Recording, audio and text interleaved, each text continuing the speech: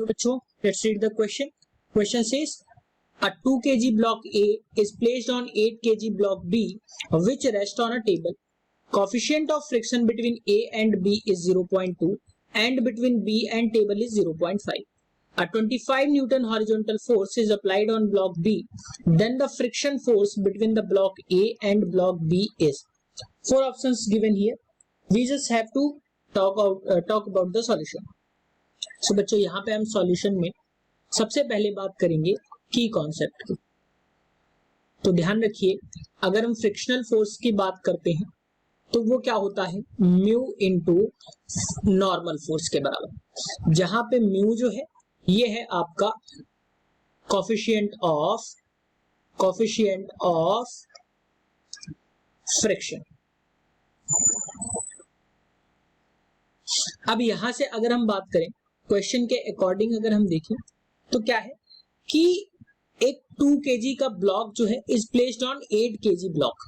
तो अगर मैं ये 8 kg का ब्लॉक एक बनाऊं तो क्या है, इसके ऊपर एक 2 kg का ब्लॉक रखा हुआ है. ये 8 है और ये 2 kg का ब्लॉक है.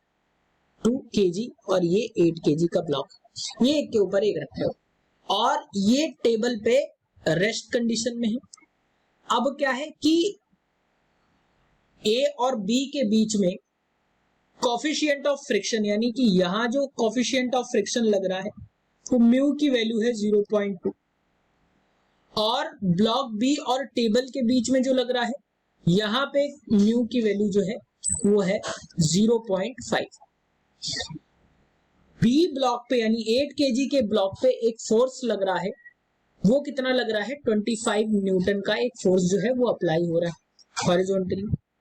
सो अब अगर हम यहाँ पे बात करें, इन दोनों की बात करें तो क्या है, यहां से अगर मैं देखूं, अगर मैं इन दोनों को बात करूं, ये 8 kg के ऊपर 2 kg का रखा हुआ है, तो ये एक सिस्टम के तरीके वर्क करेंगे जिसका मास जो है वो 10 kg हो. तो मैं इसका फ्री बॉडी डायग्राम बनाता हूं 10 kg का.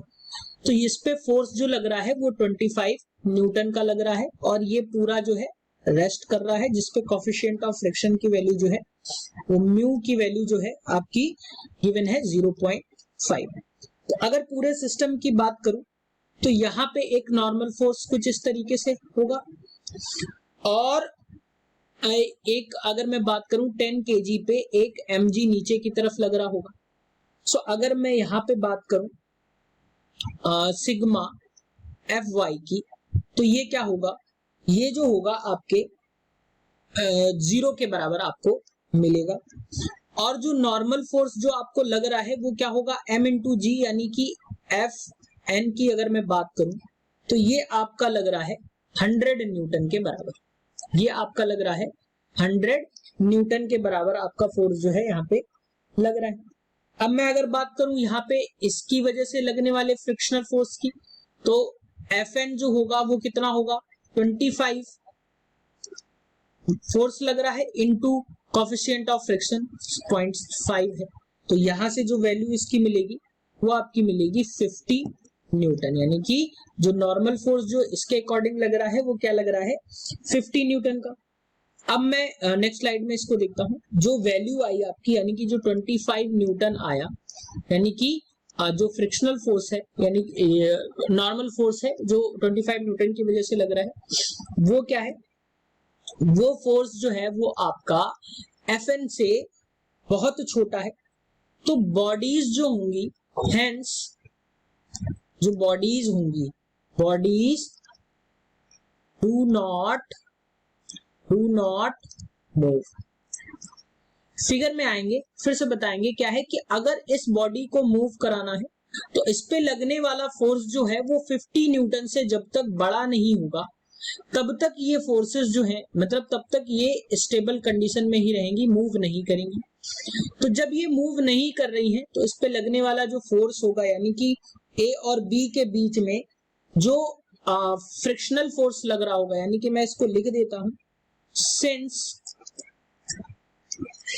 देयर इज नो टेंडेंसी, अब फोर्स लग नहीं रहा है, मूव होगा नहीं, तो there is no tendency of block A to slip on B. So frictional force इनके बीच में क्या होगी, फ्रिक्शनल फोर्स की अगर हम बात करें A और B के बीच में क्या होगी, वो हमें मिलेगी 0। ध्यान रखिए, अगर इसको पूरी बॉडी को मूव कराना है तो रिक्वायर्ड फोर्स आपको कितनी चाहिए, 100 न्यूटन चाहिए। कितनी चाहिए आपको, 100 न्यूटन। लेकिन फोर्स जो अप्लाई हो रही है वो कितनी हो रही है, 50 न्यूटन के बराबर। तो ये ब्लॉक जो होगा ये मूव ही नहीं करेगा। जब ये मूव नहीं करेगा तो ए ब्लॉक में कोई टेंडेंसी नहीं होगी स्लिप होने की। तो जब कोई टेंडेंसी नहीं है, यानी कि इसका मतलब जो इसमें फ्रिक्शनल फोर्स लग रहा होगा वो क्या लग रहा होगा, 0 के बराबर। So option A is the correct answer for this question. Hope you understood it well. Best of luck.